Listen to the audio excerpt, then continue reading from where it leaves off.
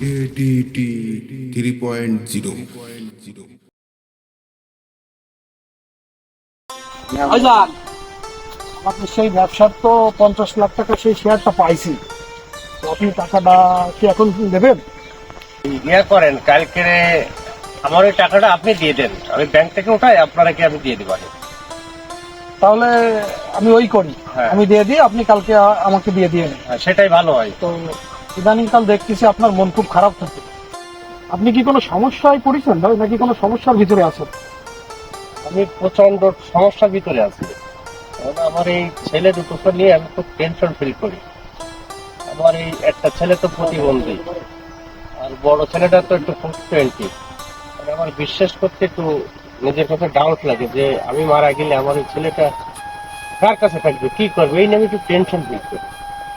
সেই নিয়ে টেনশনে আছে।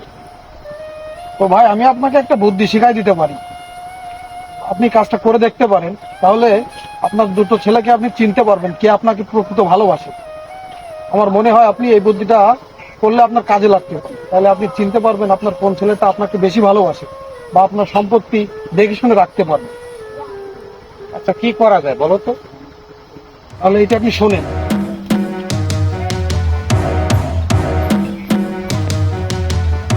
ঠিক আছে ভাই?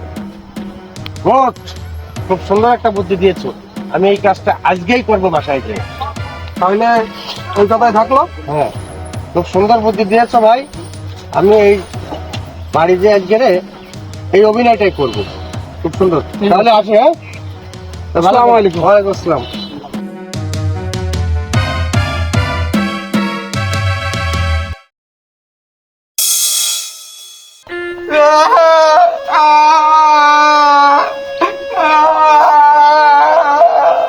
ওঠ ভাই, ওঠ ভাই,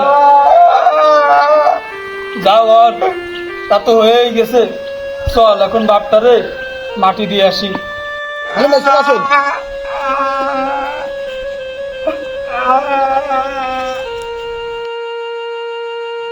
দাঁড়ান ভাই।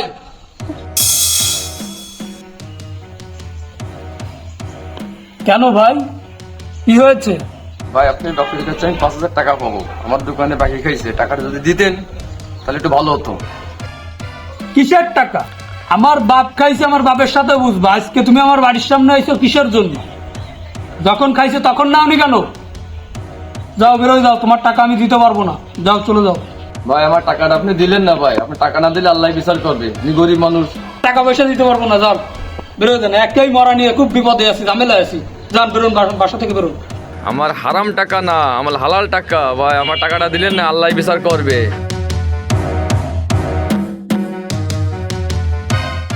আরে ভাই, কি হয়েছে? আপনার মন খারাপ কেন? আমার 15 টাকা দিনই বাড়িতে অপমান করে আমার খেতে দিয়েছে।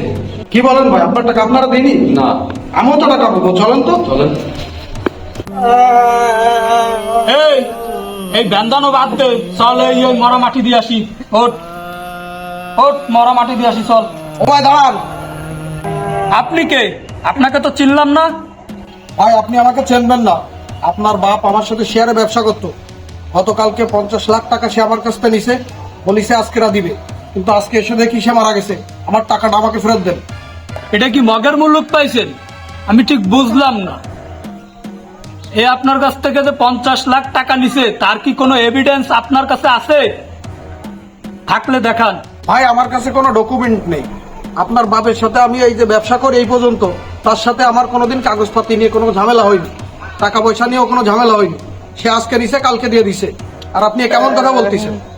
কাগজপাতি ছাড়াই আপনি আপনার মানে আমার আব্বাকে 50 লাখ টাকা দিয়ে দিচ্ছেন, এটা আপনি বলবেন আর আমি বিশ্বাস করে নেবো? আপনি যান, চলে যান এখান থেকে।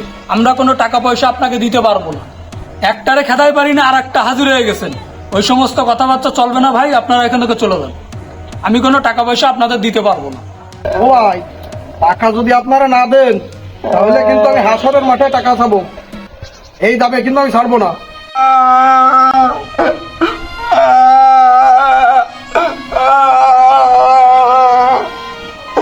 না, আমি কোনো টাকা পয়সা দিতে পারবো না। সব তুষার তুষার।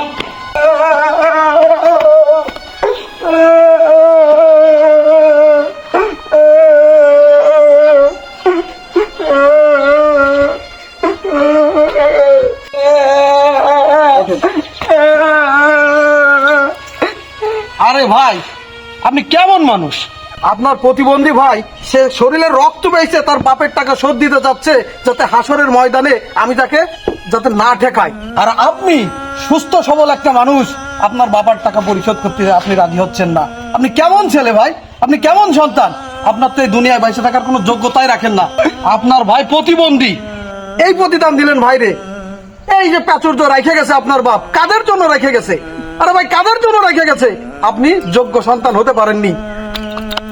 নত শিকার হন, এখনো সময় আছে। ভাই ওঠেন, আপনি ওঠেন, আর শুয়ে থাকেন না, ওঠেন। বাহ বাহ বাহ, খুব ভালোই দেখালে। আব্বা, আব্বা তুমি বেঁচে আছো? হ্যাঁ আব্বা, তুমি বেঁচে আছো? খুব ভালোই দেখালে তোমরা।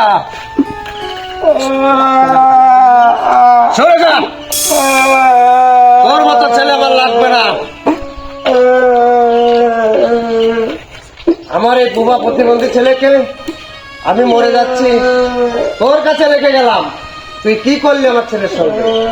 আমার ছেলেকে কোথায় ধাক্কা দিয়ে ফেলে দিলি? তুই কোথায় থাকবে? এই অর্থ প্রাচুর্য আমি কার কাছে রেখে যাব? আমি তো তোর কাছে আশা করছিলাম যে আমার এই অবুঝ ছেলেটা তোর কাছে থাকবে, আমার বিষয় সম্পত্তি সব তুই দেখাশোনা করবি। তুই আজ আমার কি দেখালি? আমার চোখ খুলে দিলি। চলে যা আমার সামনের থেকে, দূর হয়ে যা। আব্বা আমারে মাফ করে দেন, আব্বা আমারে মাফ করে দেন, দূর হয়ে যা আমার সামনে থেকে। আব্বা আমারে বুঝতে পারি না, আমারে মাফ করে দেন, আমি আমার ভুল বুঝতে পারিনি আব্বা, মাফ করে দেন আব্বা।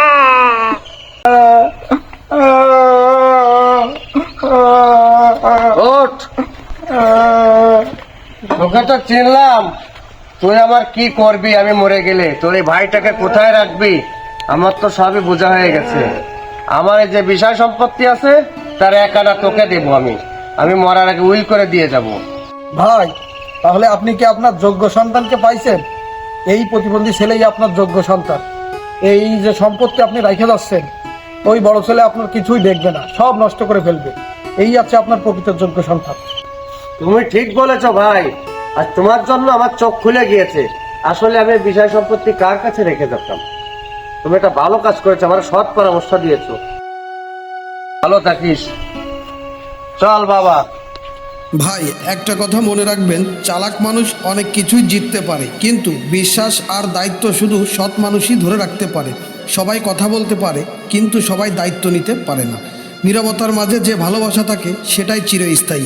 যে মানুষ ঠকায় সে অধিকার হারায়, যে কথা বলতে পারে না তার পক্ষে ন্যায় কথা বলে। বন্ধুরা, আমাদের ভিডিওটি ভালো লাগলে অবশ্যই লাইক, কমেন্ট, শেয়ার করবেন এবং আমাদের ইউটিউব চ্যানেলটি সাবস্ক্রাইব করে রাখবেন এবং ফেসবুক পেজটি ফলো দিয়ে রাখবেন। আপনাদের ভালোবাসা এবং সাপোর্ট পেলে আমরা আরও ভালো ভালো ভিডিও আপনাদের উপহার দিতে পারবো। ধন্যবাদ।